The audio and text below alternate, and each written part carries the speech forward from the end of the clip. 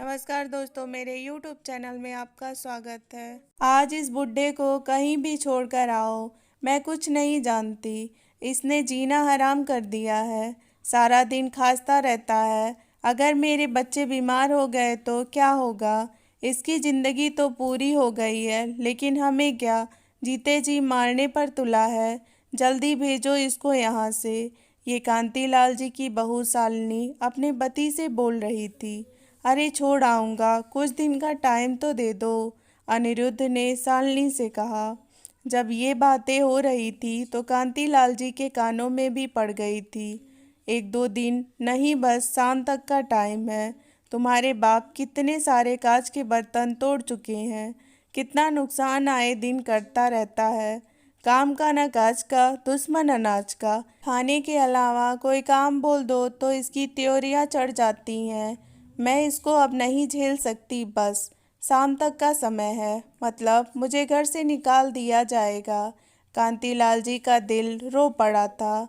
नजरें घुमाकर अपने प्यार से बनाए एक आशियाने को देखने लगे, फिर अपनी पत्नी की तस्वीर की तरफ देखा। इस उम्र में कहाँ जाते बेचारे, इस ख्याल से ही वो काँप उठे थे। काश तुम जिंदा होती। कांतीलाल जी की उम्र 70 साल की हो गई थी। पत्नी तो 55 की उम्र में ही छोड़कर चल बसी थी। बस तब से ही अकेले उम्र गुजार रहे थे।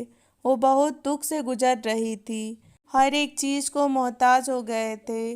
पैसे के नाम पर बेटे अनिरुद्ध से तो कोई खर्चा मिलता नहीं था, उल्टे वृद्ध पेंशन के नाम पर जो थोड़े से पैसे आते थे वो भी उनकी बहू शालिनी खर्च करवा लेती थी।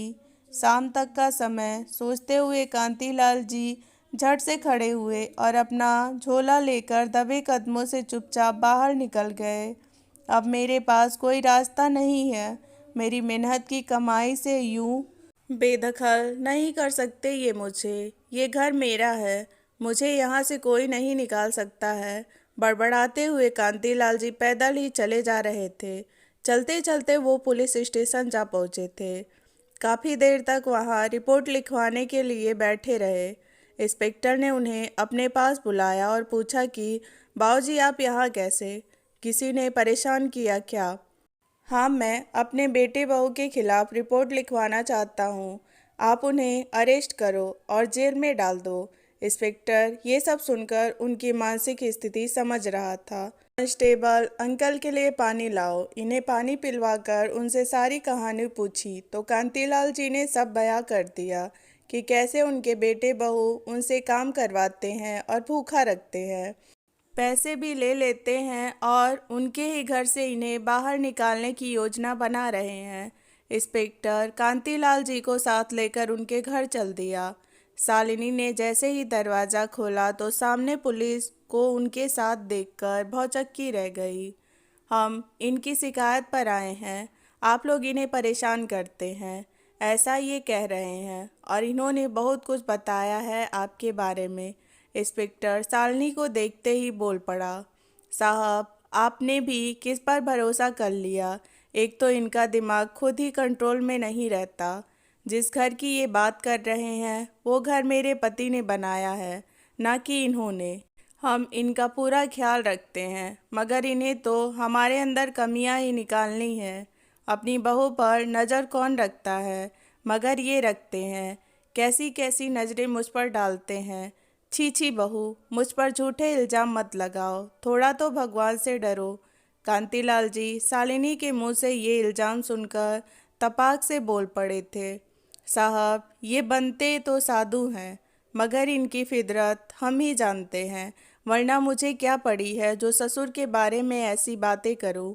शालिनी ने भरपूर कोशिश की कि कांतीलाल जी की छवि बिगड़ जाए और कोई उन पर भरोसा न करे। अंदर आइए, मैं आपको दिखाती हूँ।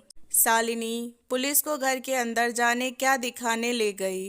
कांतीलाल जी भी हैरानी से पीछे पीछे चले गए। अंदर ले जाकर उसने पुलिस को ससुर का कमरा दिखाया, जो कि बहुत साफ सुथरा और कायदे से था और हर सुविधा भी वहाँ दिखाई दे रही थी। देखिए ये है इनका कमरा, क्या कमी कर रखी है हमने। और रही खाने पीने की बात तो अपने हाथ से उनकी पसंद का बनाकर देती हूँ सर। दवाइयों का भी हम अच्छे से ख्याल रखते हैं। शालिनी ने अंदर जाकर कांतीलाल जी का कमरा दिखाया। कमरे को देखते ही इंस्पेक्टर हैरान हो गया और कांतीलाल जी की तरफ देखने लगा। पुलिस इंस्पेक्टर अभी भी शक में था। लेकिन मैडम, इनका हुलिया देखकर तो नहीं लगता। शालिनी ने इसका भी सख्ती से जवाब दिया। सर, ऐसा हुलिया तो ये घर से रोज बनाकर जाते हैं, जिससे कि आस पड़ोस के लोग हम पर उंगली उठाने लगे। आपने तो हमसे कुछ और ही कहा था, आपकी बहू कुछ और ही कह रही है। अब इंस्पेक्टर सीधे कांतीलाल जी से सवाल पूछ रहा था। मुझे नहीं पता साहब, ये सब कैसे हुआ। यहाँ तो बहुत गंदगी रहती है। पूरे दिन घर के बर्तन मैं ही धोता हूँ। कांतीलाल जी अब भी अपनी बात से डिगे नहीं थे। ये झूठ बोल रहे हैं। हमने बर्तन धोने के लिए घर में काम वाली रखी हुई है। हमें भी इनकी उम्र का ख्याल है। इतना कहकर शालिनी ने अंदर की तरफ आवाज़ लगाई। लता, इधर आ लता। अंदर से एक 20 साल की लड़की आकर खड़ी हो गई, जिसे देखकर कांतीलाल जी की हैरानी की सीमा न रही। शालिनी ने इंस्पेक्टर से लड़की की तरफ इशारा करके कहा, सर, हमारे घर में ये लड़की काम करने आती है रोज। इनसे पूछिए कि फिर ये क्या काम करते हैं। मुझे ससुर से काम करवाने में शर्म नहीं आएगी क्या? कौन है ये?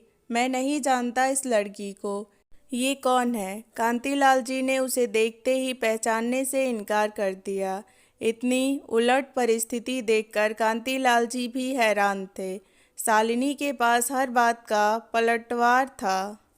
इतने में वो लड़की बोल पड़ी, अरे सर, ये तो बाबूजी हैं। सुबह से मालकिन इन्हें ढूंढ रही हैं। वो लड़की तपाक से इतना साफ झूठ बोल गई कि जिस पर कांतीलाल जी बिगड़ पड़े और उनका हाथ उस लड़की पर उठते उठते रह गया।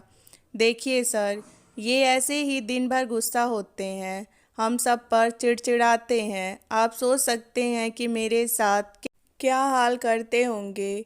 ये कहकर शालिनी ने आंखों में झूठे आंसू भर लिए।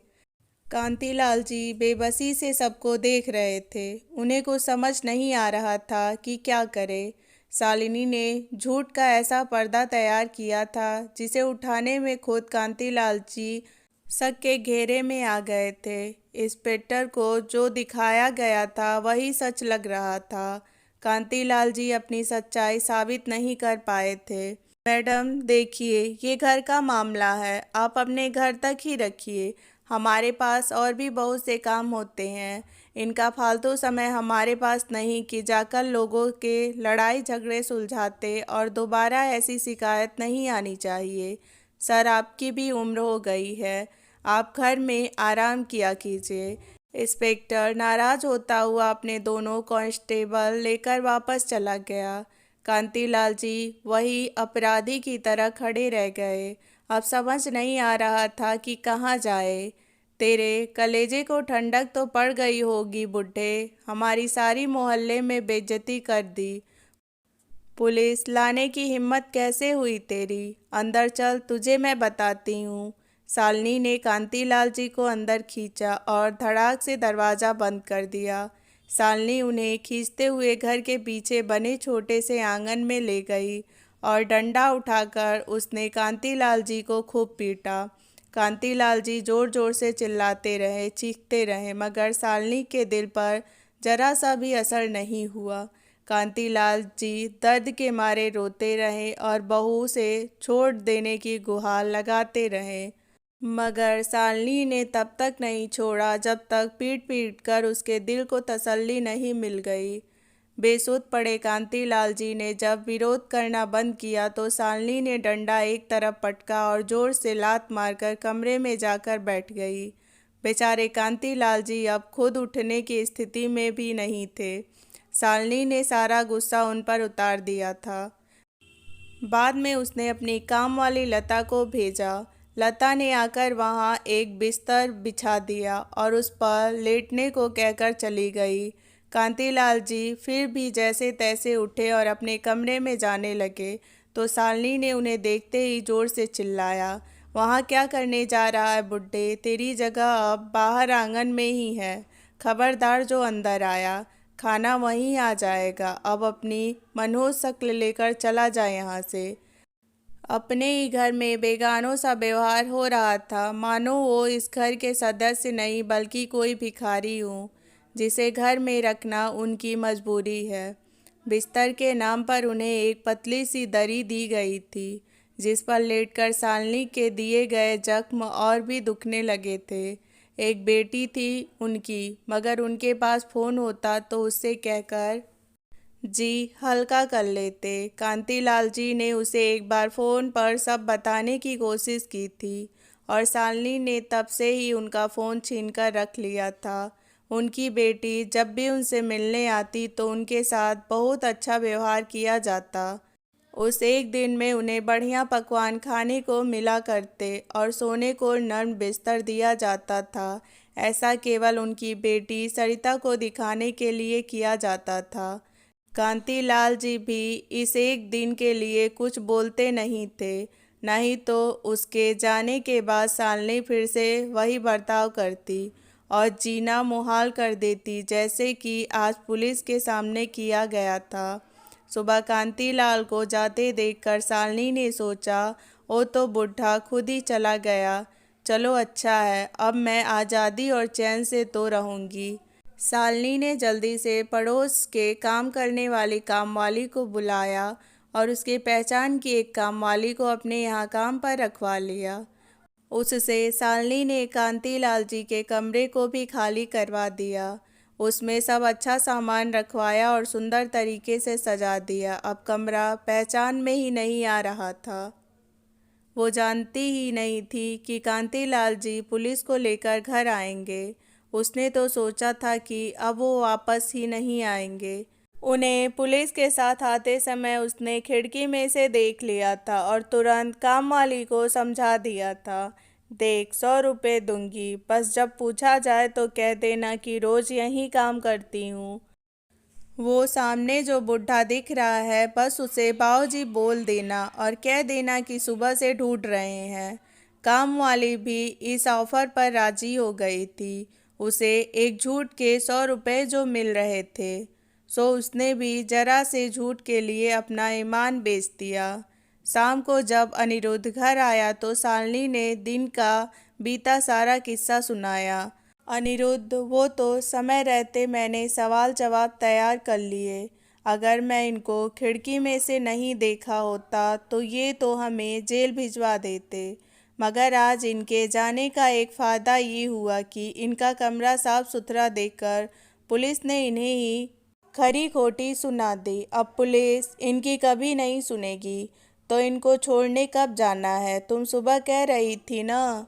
अनिरुद्ध ने सुबह वाली बात को दोहराया। अरे अभी नहीं भेज सकते, मोहल्ले ने और पुलिस वालों ने देख लिया है।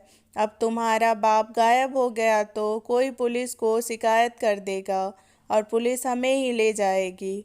कुछ दिन शांति रखो, जब भेजना होगा तो मैं बता दूंगी। इस बात पर अनिरुद्ध भी चुप बैठ गया और बाप की हालत जानने की भी उसने भी ज़रूरी नहीं समझा।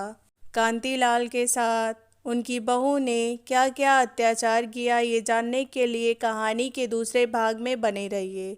वीडियो पसंद आए तो वीडियो को लाइक शेयर सब्सक्राइब करिए। Thank you for watching. मिलते हैं अगली कहानी में।